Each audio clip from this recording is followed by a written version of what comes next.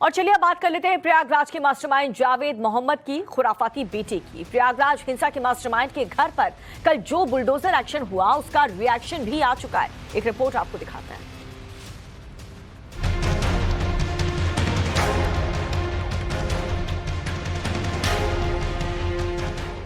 जुमे के दिन प्रयागराज को हिंसा की आग में सुलगाने की साजिश जिस घर से रची गई थी वो घर अब जमींदोज हो चुका है। हर ओर ईंट बिखरे पड़े हैं।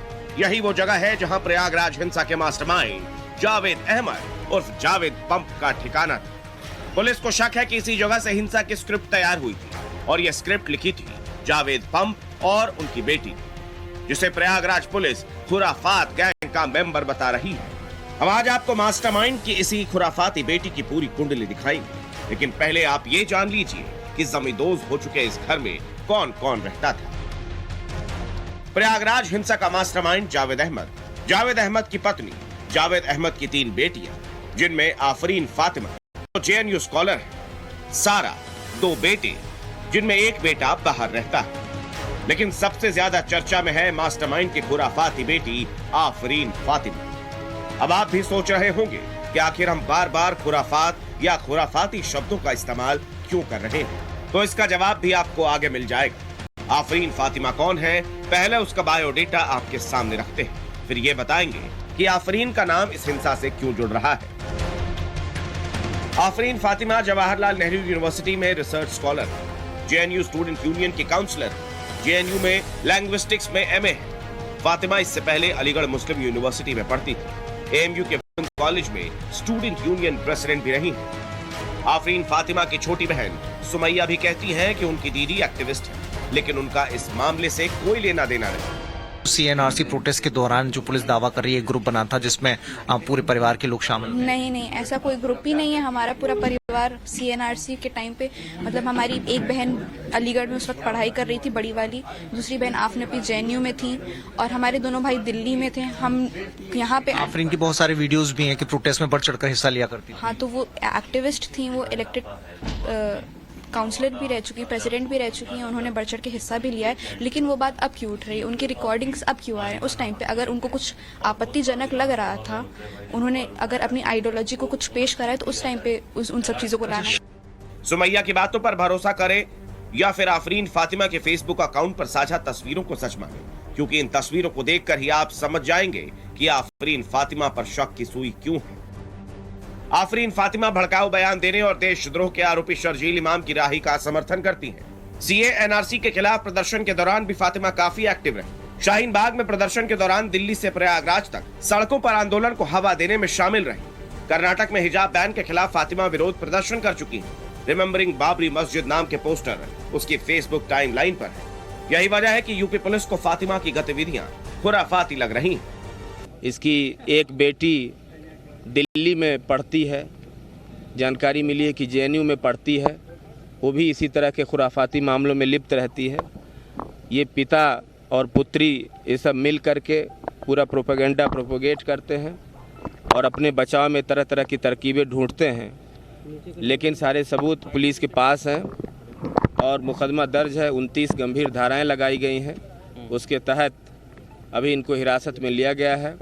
बहुत जल्दी आगे की कार्रवाइयां अमल में लाई जाएंगी। इसकी बेटी का भी कोई रोल है क्या प्रोवोक करने में?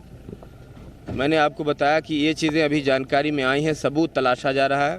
बिना सबूत के हम किसी पे कार्रवाई नहीं करते और सबूत मिलने पर कार्रवाई में कोई कमी भी नहीं रखी जाएगी।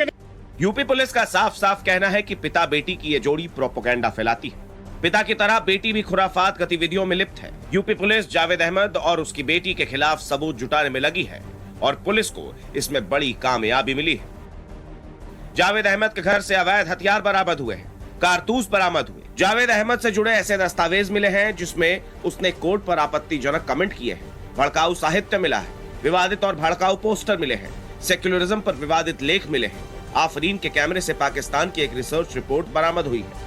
असलहे मिले हैं, उसमें एक 12 बोर का अवैध तमंचा है। इसके अलावा 315 बोर का एक तमंचा है और कई कारतूस बरामद हुए हैं। कुछ कागजात बरामद हुए हैं जिसपे माननीय न्यायालय पर तल्ख टिप्पणी और आपत्तिजनक टिप्पणी इस मोहम्मद जावेद उर्फ जावेद पंप के द्वारा किया गया है।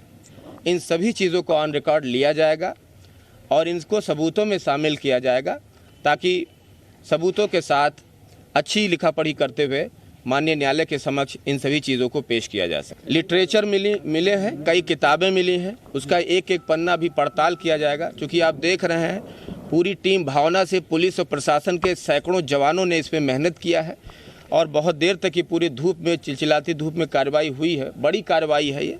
5 करोड़ से भी ज़्यादा की संपत्तियों को नियमानुसार जमींदोज किया गया है और आगे भी कार्रवाई जारी रहेगी। अभी जितना भी लिटरेचर मिला है, झंडा, पोस्टर, बैनर, कागजात मिले हैं, सभी की गहराई से पड़ताल की जाएगी कि किसने लिखा है, क्यों लिखा है, इसकी मंशा क्या है। बहुत सारी चीज़ें अभी तफ्तीश में हैं, वो आपको जैसे मैं बताता आ रहा हूँ लगातार आपको बताया जाएगा।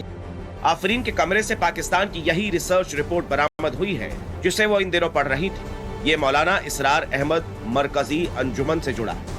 दावा है कि ये गज़वाए हिंद लागू करने को लेकर अपनी राय रखता है।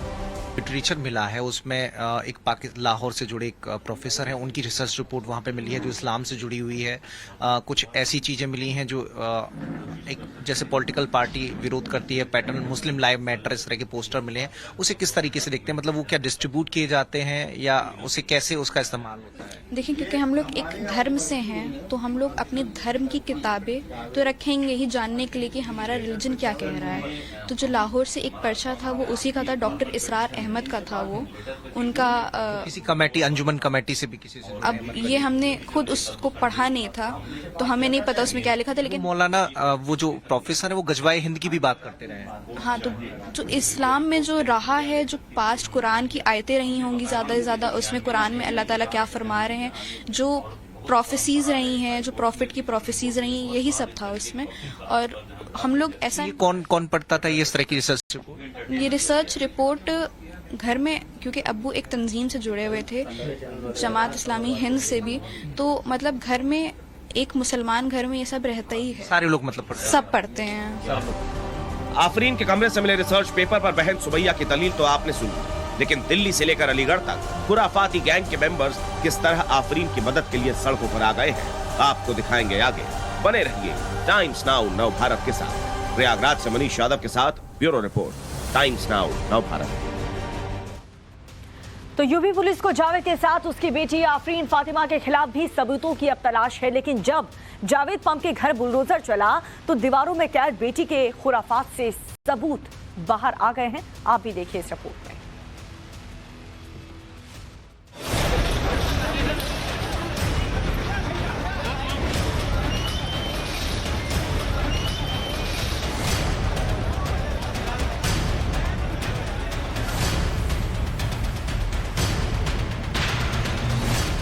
प्रयागराज हिंसा के मास्टरमाइंड जावेद पंप की खुराफाती बेटी आफरीन फातिमा इस वक्त देश के सबसे बड़ी यूनिवर्सिटी में से एक जवाहरलाल नेहरू यूनिवर्सिटी में रिसर्च स्कॉलर है। कनेक्शन बेहद नजदीकी है। एक और प्रयागराज में आफरीन के घर पर बुलडोजर एक्शन हुआ तो इसका रिएक्शन जेएनयू में हुआ।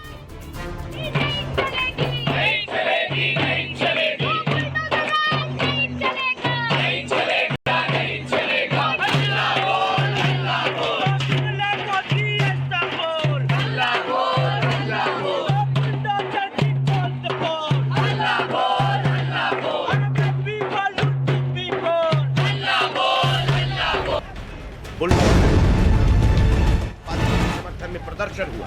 प्रदर्शनकारियों ने जमकर नारेबाजी की।